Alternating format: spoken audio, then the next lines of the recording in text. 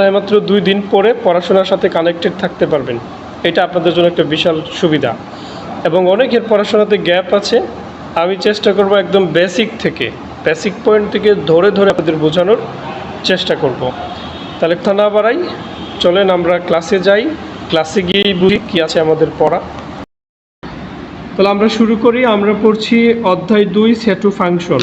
আমরা বিগত বছরগুলোতে অ্যানালাইসিস করে দেখলাম প্রতি বছরই সেট অফ ফাংশন থেকে একটা করে প্রশ্ন আসে, যদিও ব্যাড লাক এই বছর মনে হয় আসে নাই। এবছর যেহেতু আসে নাই, তাহলে আগামী বছর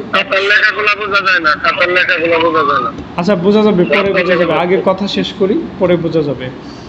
তো হচ্ছে বলছিলাম যে 2025 সালের পরীক্ষায় সেট অফ ফাংশন থেকে কোনো প্রশ্ন আসে নাই, তার মানে 2026 সালের পরীক্ষায় 100% প্রশ্ন আসবে, নিশ্চিত থাকেন।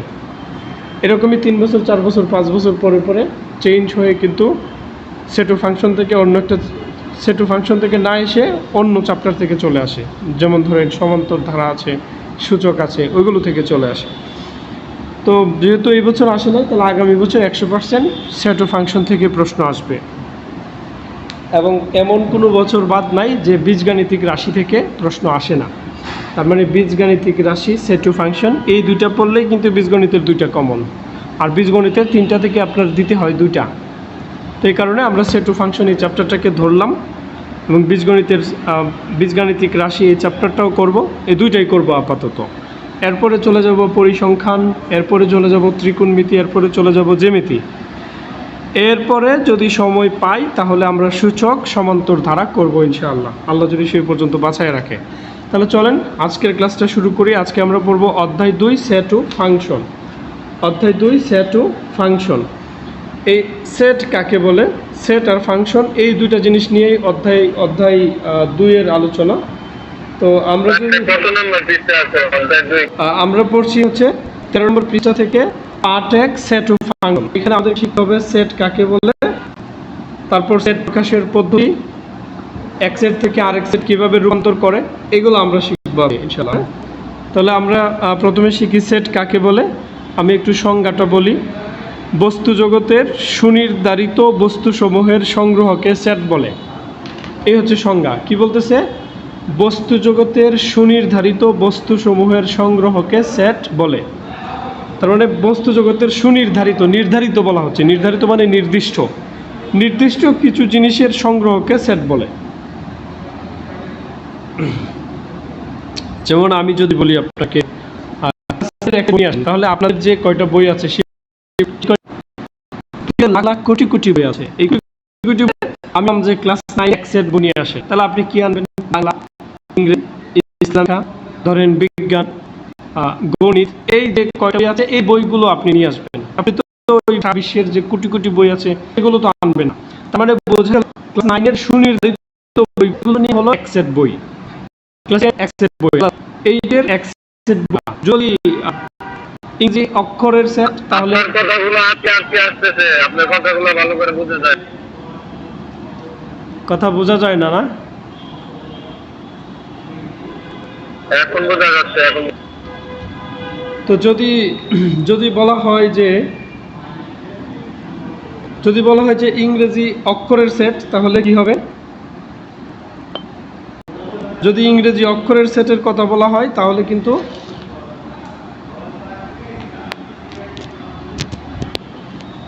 ABCD সংখ্যাগুলোকে বোঝাবে।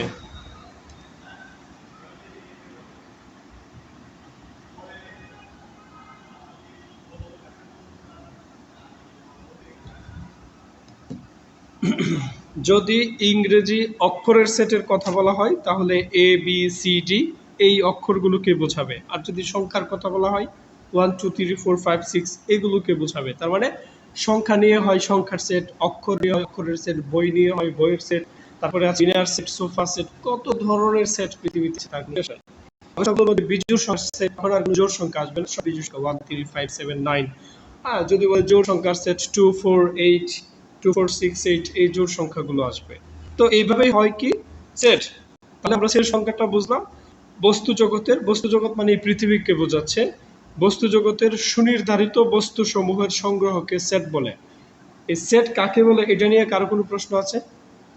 বস্তু জগতের সুনির্ধারিত বস্তুসমূহের সংগ্রহকে সেট বলে। এবার সেট কাকে বলে সেটা বুঝলাম। আমরা যেহেতু অঙ্ক করছি, আমরা কিন্তু বেশিরভাগই সংখ্যা নিয়ে কাজ করব এবং পাশাপাশি অক্ষর নিয়ে কাজ করব, এ বি সি ডি এগুলো নিয়ে কাজ করব। তো প্রথমে আমি একটু এগুলোকে কেটে দিলাম, আবার নতুন করে বুঝাই। তা আমি কিছু সংখ্যা লিখি এখানে, ধরেন 1 2 3, এই তিনটা সংখ্যা লিখলাম। এরা এরা কি সংখ্যা? 1 2 3 এরা হচ্ছে নাম্বার, এরা হচ্ছে নাম্বার বা সংখ্যা। তো এই সংখ্যাগুলোকে যদি আমরা দ্বিতীয় বন্ধনী দিয়ে আবদ্ধ করে দেই, যদি আমরা দ্বিতীয় বন্ধনী দিয়ে আবদ্ধ করে দেই, তাহলে এটা হয়ে গেল একটা সেট। তার মানে সেট হইতে গেলে মাস্ট বি দ্বিতীয় বন্ধনী থাকতে হবে, must second bracket, must will be second bracket. মানে সেট হইতে গেলে আপনার 100% দ্বিতীয় বন্ধনী থাকতে হবে। তার মানে কোনো কিছু লিখে যদি আমরা দ্বিতীয় বন্ধনী দিয়ে দিই, তাহলে আমরা এই সেটের ভাষায়, বীজগণিতের ভাষায় আমরা এটাকে সেট বলবো, আমরা এটাকে সেট বলবো। আচ্ছা, তাহলে এটা হচ্ছে একটা সেট। এই সেটের নাম কি আমরা এখনো জানি না, কারণ এই সেটের নামকরণ এখনো করি না। এই সেটের নাম কি আমরা এখনো জানি না, কারণ আমরা এই সেটের নামকরণ এখনো করি নাই। তো আমরা এই সেটের নামকরণ একটা করি, যেমন এর আগে একটা ইকুয়াল দেই, দিয়ে তার আগে আমি একটা এ লিখি, তাহলে এই সেটের নাম হলো এ। আর 1 2 3 কে এ এর উপাদান, তার মানে 1 2 3 কে বলা যাবে এ সেটের উপাদান বা সদস্য। 1 2 3 কে বলা যাবে এ সেটের উপাদান বা সদস্য। আর এই সেটের নাম হচ্ছে এ। তার মানে সেটকে সবসময় ইংরেজি বড় হাতের অক্ষর দ্বারা প্রকাশ করা হয়। আমি যদি এ না লিখি এখানে বি লিখি, তাহলে বি সেট, যদি সি লিখি তাহলে সি সেট, ডি লিখলে ডি সেট, এরকমই। তাহলে কি বোঝাচ্ছে ঘটনাটা? ঘটনাটা বোঝাচ্ছে যে সেটকে প্রকাশ করা হয় সবসময় ইংরেজি বড় হাতের অক্ষর দিয়ে। এবার আপনাদের পরীক্ষায় যদি এমসিকিউ প্রশ্ন আসে,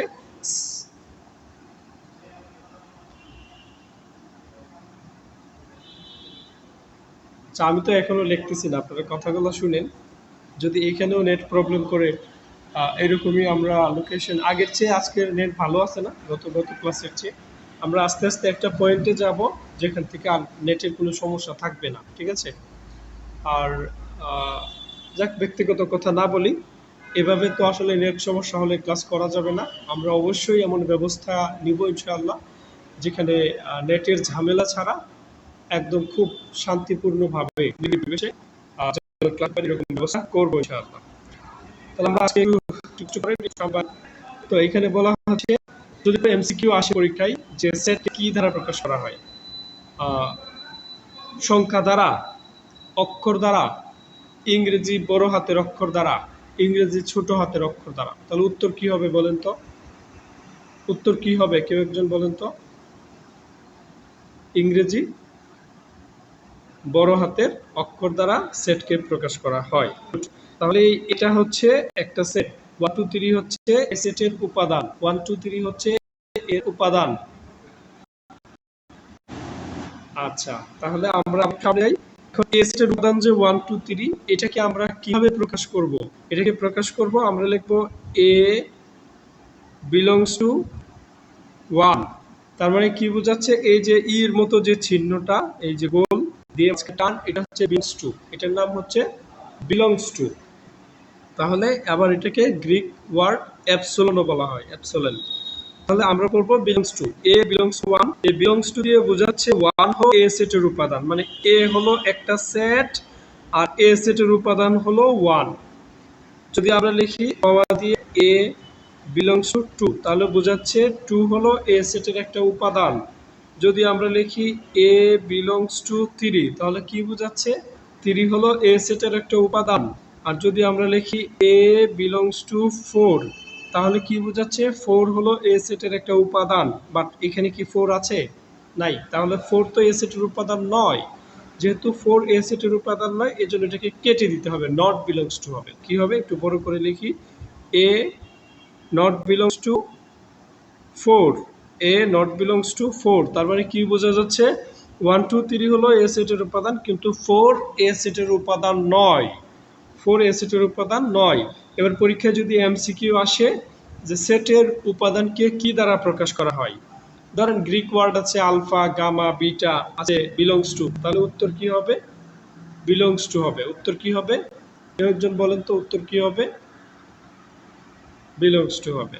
আচ্ছা, এই যেটা আমি কিন্তু যে এমসিকিউ গুলো আমার মুখ থেকে বের করে করে নিচ্ছি, পরীক্ষায় আসলে কিন্তু এর বাইরে থেকে কিছু আসবে না, এই ধরনের প্রশ্নই আসবে। এমসিকিউ বলেন মানে পরীক্ষায় আসতে পারে এমন সবকিছু আমি এখানে প্রকাশ করি, ঠিক আছে? আচ্ছা, এরপর একটু সামনে বাড়ি। এবার যেহেতু আমরা সেট পড়লাম, এবার সেটকে কয়ভাবে প্রকাশ করা যায় এটা একটু জানি আজকে। হ্যাঁ, তাহলে আমরা এখানে লিখি সেটকে দুই ভাবে প্রকাশ করা যায়। সেটকে দুই ভাবে প্রকাশ করা যায়।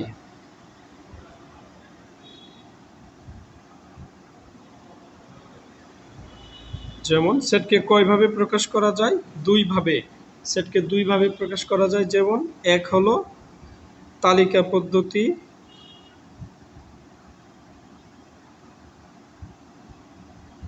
ও দুই হলো সেট গঠন পদ্ধতি। দুই কি? সেট গঠন পদ্ধতি, এই দুইভাবে। এবার পরীক্ষায় যদি এমসিকিউ আসে, ওই যে আমি যেভাবে পড়াচ্ছি সেইভাবে যদি আপনারা পড়েন, ইনশাল্লাহ ইনশাল্লাহ পরীক্ষায় এমসিকিউ 40টার মধ্যে 30টা কমন আসবে। এবার পরীক্ষায় যদি প্রশ্ন আসে সেটকে কয়ভাবে প্রকাশ করা যায়, দুই ভাবে, তিন ভাবে, চার ভাবে, পাঁচ ভাবে, উত্তর কতভাবে হবে? দুই ভাবে। উত্তর কতভাবে হবে? দুই ভাবে। সেটকে কতভাবে প্রকাশ করা যায়? দুই ভাবে প্রকাশ করা যায়। কি কি?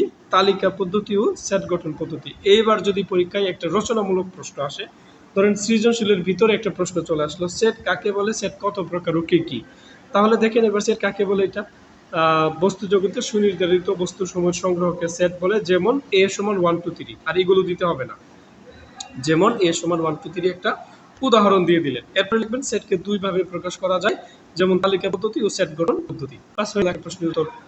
আচ্ছা, এবার তালিকা পদ্ধতি কাকে বলে আর সেট গঠন পদ্ধতি কাকে বলে আমরা একটু এই বিষয়টা শিখব। তাহলে আমরা শিখি।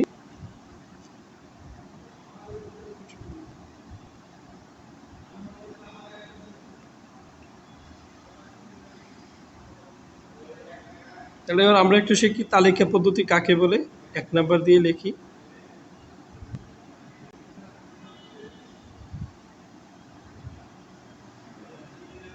তালিকা পদ্ধতি লিখলাম। হ্যাঁ, বলতেছে যে পদ্ধতিতে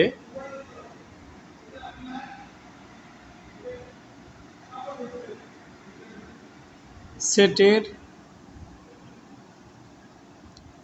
উপাদান সমূহকে কি বলা হচ্ছে? যে পদ্ধতিতে সেটের উপাদানসমূহকে সুনির্দিষ্টভাবে, এই যে এই সুনির্দিষ্টভাবে দ্বিতীয় বন্ধনী দ্বারা আবদ্ধ করে প্রকাশ করা হয় তাকে তালিকা পদ্ধতি বলে। যে পদ্ধতিতে সেটের উপাদান সমূহকে সুনির্দিষ্টভাবে সুনির্দিষ্টভাবে, তাহলে যে পদ্ধতি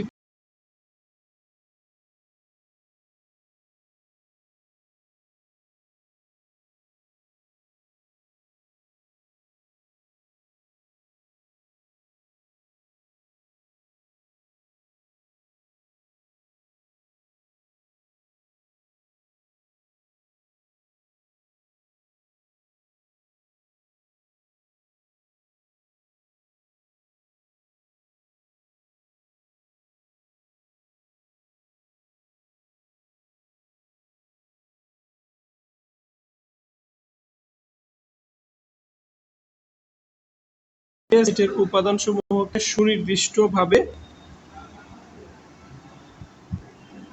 দ্বিতীয় বন্ধনী দ্বারা আবদ্ধ করে প্রকাশ করা হয়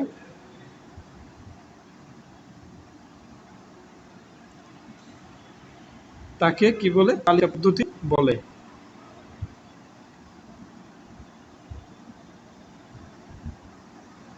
আচ্ছা, এবার সংজ্ঞার সাথে বাস্তবতা মিলাই। এখানে কি বলা হচ্ছে? বলা হচ্ছে যে যে পদ্ধতিতে সেটের উপাদান সমূহকে, সেটের উপাদান তো চিনলাম, দ্বিতীয় বন্ধনীর ভিতরে যা থাকে সেগুলো হচ্ছে সেটের উপাদান, তার মানে 1 2 3 হলো সেটের উপাদান। তো বলতেছে যে পদ্ধতিতে সেটের উপাদান সমূহকে সুনির্দিষ্টভাবে, দ্বিতীয় বন্ধনী দ্বারা সুনির্দিষ্টভাবে কি বোঝাচ্ছে, মানে পৃথিবীতে lakh lakh crore crore million million billion trillion trillion মানে এই ধরনের সংখ্যা যার কোনো হিসাব নাই, সংখ্যার কোনো হিসাব নাই, এত পরিমাণ সংখ্যা আছে।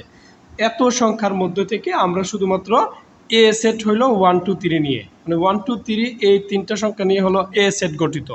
তার মানে বোঝাচ্ছে যে এ সেটের মধ্যে সুনির্দিষ্ট সংখ্যা 1 2 3, এখানে 1-এর নিচে না বা নেগেটিভ কোনো সংখ্যা নাই বা 3-এর উপরেও নাই, 4 নাই, 3 পর্যন্ত। তার মানে 1 2 3 এই তিনটা সংখ্যা নিয়ে এ সেট গঠিত। তাহলে এ সেটটা কি সুনির্দিষ্টভাবে প্রকাশ করা হইল না? 100% সুনির্দিষ্টভাবে প্রকাশ করা হয়েছে। এই জন্য বলা হচ্ছে যে পদ্ধতি সেটের উপাদানসমূহকে সুনির্দিষ্টভাবে দ্বিতীয় বন্ধনী দ্বারা আবদ্ধ করে প্রকাশ করা হয় তাকে তালিকা পদ্ধতি বলে। যেমন এবার যেমন দিয়ে আপনি একটা উদাহরণ লিখতে পারেন, যেমন আমি এটাকে দিলাম বি সেট দিয়ে আমি ভিতরে এবার সংখ্যা লিখলাম এ বি সি। তাহলে এ বি সি এই তিনটা অক্ষর নিয়ে বি সেট গঠন করা হইল, এটা একদম সুনির্দিষ্ট, বোঝাই যাচ্ছে এ বি সি ইংরেজি তিনটা অক্ষর নিয়ে একটা সেট গঠন করা হয়েছে বি। এতটুকু বুঝছেন? এতটুকু বুঝছেন?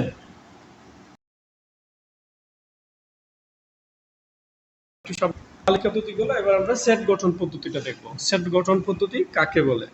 তো আমরা এবার 2 লিখি, লিখি সেট গঠন পদ্ধতি।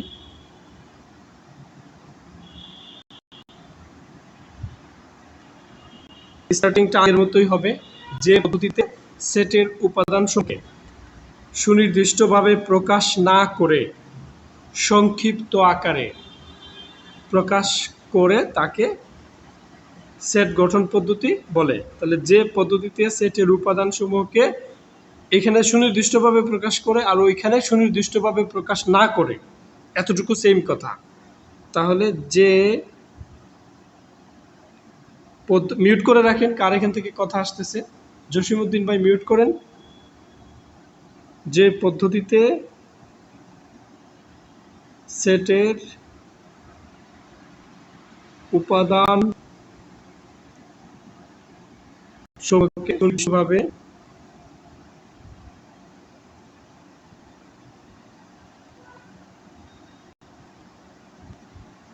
প্রকাশ সংক্ষিপ্ত আকারে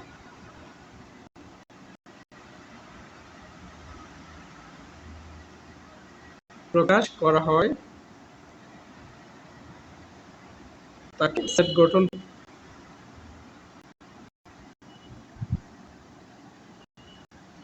তাকে কি বলে? সেট গঠন পদ্ধতি বলে।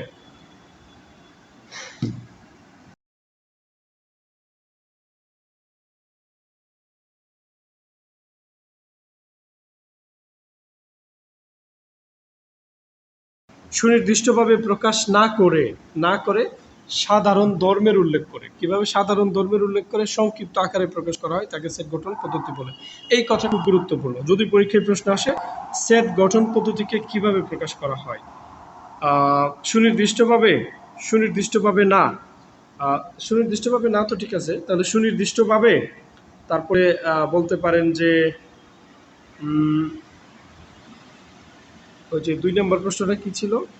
সাধারণ ধর্মের উল্লেখ করে, তারপরে ক উ খ কোনোটি না, এইভাবে 4টা প্রশ্ন আসতে পারে। আসলে কি হবে? উত্তর হবে সাধারণ ধর্মের উল্লেখ করে। কি হবে? সাধারণ, আমি যা লিখতেছি এটা আবার ছবি তুলে দিয়ে দিব। সাধারণ ধর্মের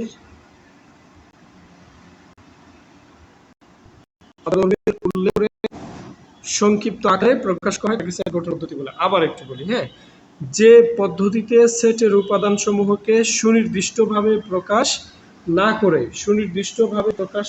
করে সাধারণ ধর্মের উল্লেখ করে প্রকাশ করা হয় তাকে সেট গঠন পদ্ধতি বলে। এবার তো আমি একটা বাস্তব উদাহরণ দিব,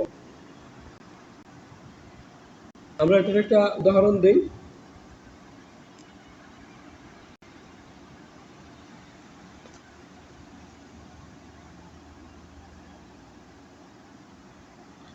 যেমন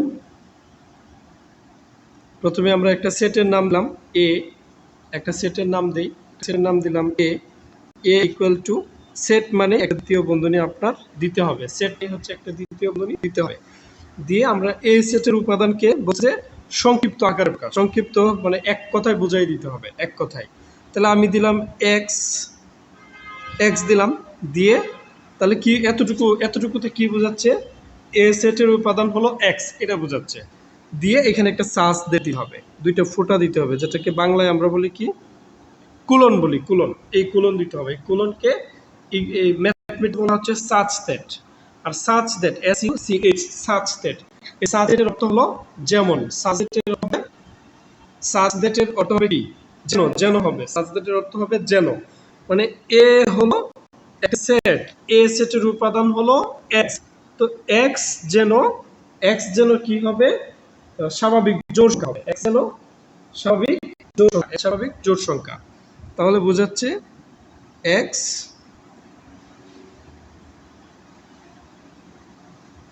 স্বাভাবিক জোড় সংখ্যা লিখে এবার একটা দ্বিতীয় বন্ধনী ক্লোজ করে দিতে হবে, ক্লোজ করে দিলাম। তাহলে এ হলো একটা সেট, কিভাবে বুঝলাম, এই দ্বিতীয় বন্ধনীর ভিতরে কতগুলো লেখা আছে, লেখার বাম পাশে সমান দিয়ে একটা ইংরেজি বড় হাতের অক্ষর আছে, তার মানে এ হলো একটা সেট। আর এ সেটের উপাদান কি, এ সেটের উপাদান হবে স্বাভাবিক জোড় সংখ্যা, স্বাভাবিক জোড় সংখ্যা কি, ওই স্বাভাবিক নিয়মে যেগুলো চলতেছে 2 4 6 8 10 12, কোথায় গিয়ে যে তার শেষ এটা সুনির্দিষ্ট না, এটা কি 10 পর্যন্ত শেষ নাকি 20-এ গিয়ে শেষ এটা উল্লেখ নাই, তার মানে পৃথিবীতে যত জোড় সংখ্যা আছে সব জোড় সংখ্যা দিয়ে হলো এ সেট। এবার আপনি জোড় সংখ্যা লিখতে থাকেন, মিলিয়ন বিলিয়ন ট্রিলিয়ন লিখতে থাকেন, এত লেখা লিখে আর শেষ করা যাবে না, আপনার খাতা শেষ হয়ে যাবে, সংখ্যা শেষ হবে না। এই কারণে এই এত বড় সংখ্যা না লিখে এই সংখ্যাগুলোর সাধারণ ধর্মের উল্লেখ করে সংক্ষিপ্ত আকারে প্রকাশ করা হয় যে পদ্ধতিটা, এটার নাম হলো সেট গঠন পদ্ধতি। আমি কি বিষয়টা ক্লিয়ার করতে পেরেছি, আমি কি বিষয়টা ক্লিয়ার করতে পেরেছি একটু বলবেন, বুঝছেন, এতটুকু বুঝছেন?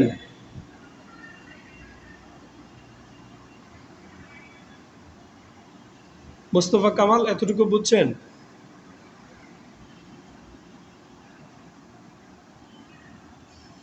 আচ্ছা, তাহলে এবার আরেকটু সামনে যাই, এবার আরেকটু সামনে যাই, এবার আমরা একটা উদাহরণ করি। উদাহরণে বলা হচ্ছে এই যে আমরা তালিকা পদ্ধতি শিখলাম, সেট গঠন পদ্ধতি শিখলাম, একটা এই যদি থাকে তালিকা পদ্ধতি, এখান থেকে কিভাবে পরিবর্তন করে সেট গঠনে নিব, যদি থাকে সেট গঠন পদ্ধতি সেখান থেকে পরিবর্তন করে কিভাবে তালিকা পদ্ধতিতে নিব, এই কাজটা এক শিখব, এই কাজটা এখন শিখব।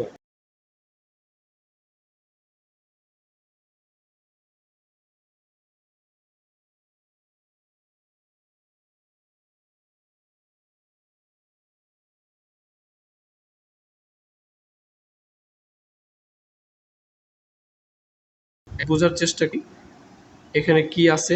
উদাহরণ 1, উদাহরণে কি বলা হচ্ছে, এ সমান 5 10 15, এ সমান 5 10 15 কত পর্যন্ত আছে, 25 পর্যন্ত, 5 10 15 20 25, সেটটিকে কি বলা হচ্ছে,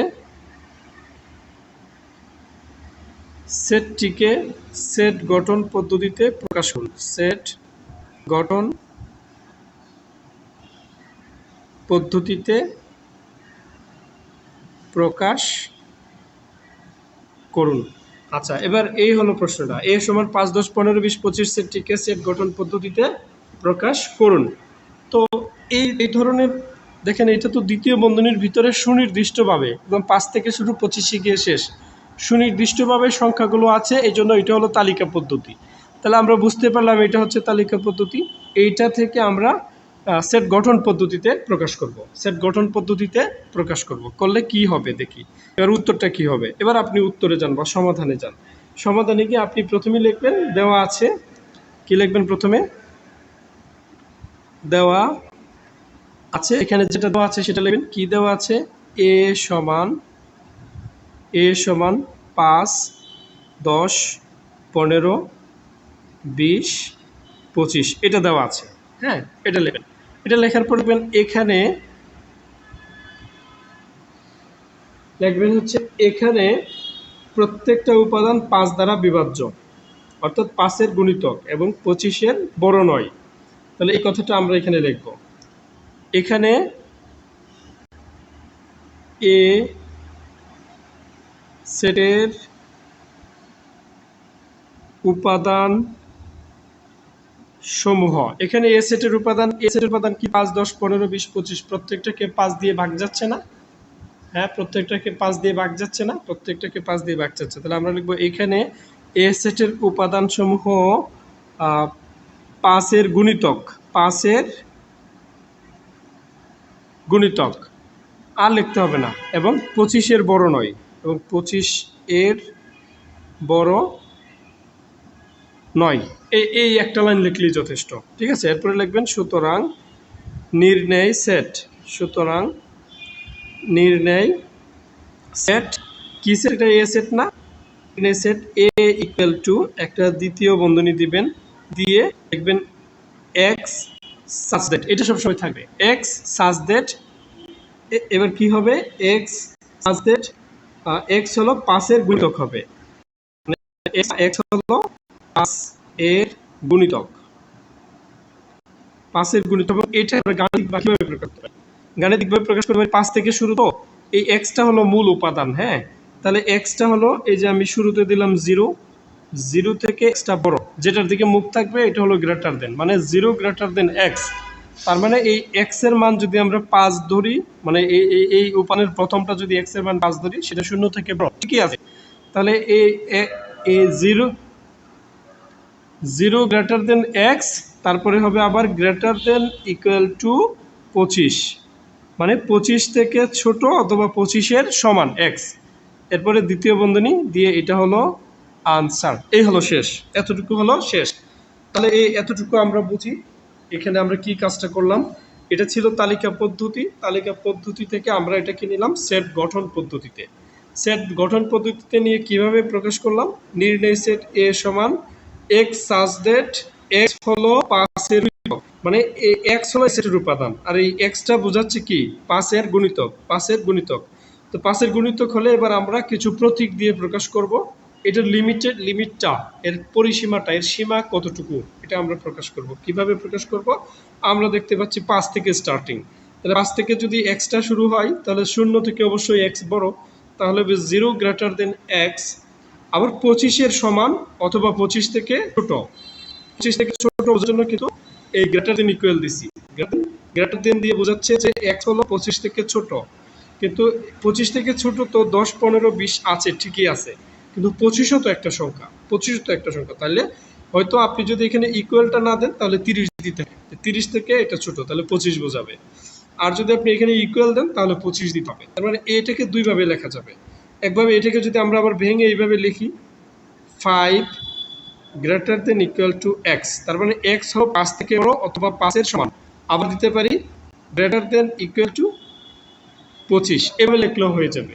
আবার এটাকে চেঞ্জ করে এভাবে লেখা যায়, 0 থেকে এক্স বড়, আবার 30 থেকে ছোট, এভাবে লিখলেও হয়ে যাবে। তার মানে জাস্ট এটা বোঝাইতে হবে এক্স এর মান 5-এর গুণিতক, এবং এই এক্স এর মানটা হবে 5 থেকে বড়, 25 থেকে ছোট অথবা 25-এর সমান হবে। তার মানে 5, 10, 15, 20, 25 এভাবে 5-এর গুণিতক, 5 দিয়ে গুণ করে করে যেতে হবে, 25-এর বেশি যাওয়া যাবে না, 25-এর বেশি আর যাওয়া যাবে না। তো আমরা যতটুকু পড়েছি ততটুকু থেকে কিছু এমসিকিউ পড়ি, যতটুকু পড়েছি ততটুকু থেকে কিছু এমসিকিউ পড়ি বই থেকে 2.1। হ্যাঁ, আমরা একটু দেখি, এখানে কিছু এমসিকিউ আছে, দেখা যাচ্ছে? যদি দেখা তো যাচ্ছে মনে হয়, যদি দেখা না যায় তাহলে আমি রেকর্ড করে নিব আলাদা করে। আচ্ছা, তাহলে যতটুকু দেখা যায় একটু দেখেন আপনারা। এখানে 1 নম্বর সিকিউটা হচ্ছে যে বলতেছে গণিত শাস্ত্রের সেট, সবার কাছে বই আছে না? আমি পড়তেছি, আপনারা বইয়ের সাথে মিলাই নেন। গণিত শাস্ত্রের সেট সম্বন্ধে সর্বপ্রথম ব্যাখ্যা প্রদান করেন কে? এটা হবে রুশ জার্মান গণিতবিদ জর্জ ক্যান্টর, প্রথমটাই হবে উত্তর, জর্জ ক্যান্টর। জর্জ ক্যান্টর জন্মগ্রহণ করেন কত সালে? বই আছে, প্রথম লাইনে বই আছে, এটা হবে কত, 1844 হতে পারে, আমি একটু দেখে নিই, যে প্রথম লাইনেই এটা আছে, জর্জ ক্যান্টর কত সালে জন্মগ্রহণ করেন, শুরুতেই আছে 1844। হ্যাঁ, এটা এই যে দেখা যাচ্ছে 1844 সালে, এই যে জর্জ ক্যান্টর 1844 44, তার মানে 1844 সালে জর্জ ক্যান্টর জন্মগ্রহণ করে। তাহলে দুইটা এমসিকিউ শিখলাম আমরা। আবার বলি, গণিত শাস্ত্রে সেট সম্বন্ধে সর্বপ্রথম ধারণা দেয় জর্জ ক্যান্টর। জর্জ ক্যান্টর কত সালে জন্মগ্রহণ করে? 1844 সালে। জর্জ ক্যান্টরের সেটের ধারণা কি নামে পরিচিত? সেট তত্ত্ব নামে পরিচিত। জর্জ ক্যান্টরের সেটের ধারণা কি নামে পরিচিত? সেট তত্ত্ব নামে পরিচিত। সেটের উপাদান প্রকাশের চিহ্ন কোনটা? এই যে বিলংস টু চলে আসছে, আমরা যেটা শিখেছিলাম, এই যে গ গ বিলংস টু, এটা এই যে এটা বিলংস টু, হ্যাঁ, দেখা যাচ্ছে না?